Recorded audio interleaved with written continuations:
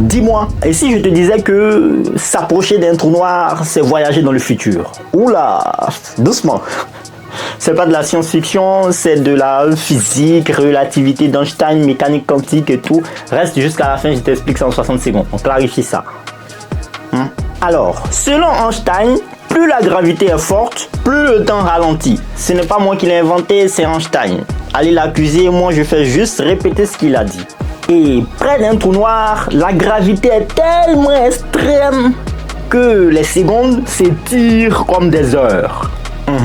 Et si tu oses t'approcher de l'horizon des événements, ton horloge ralentit pour un observateur à l'extérieur du trou noir. Bon, je suppose que quelqu'un t'observe à l'extérieur du trou noir. On est juste dans la théorie, doucement, doucement.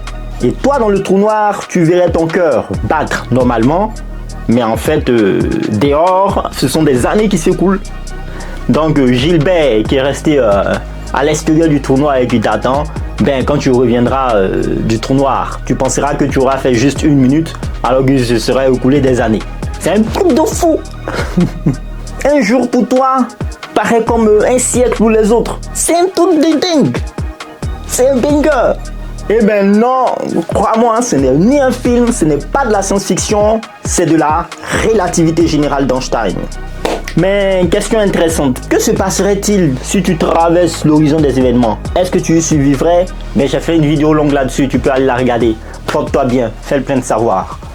Peace.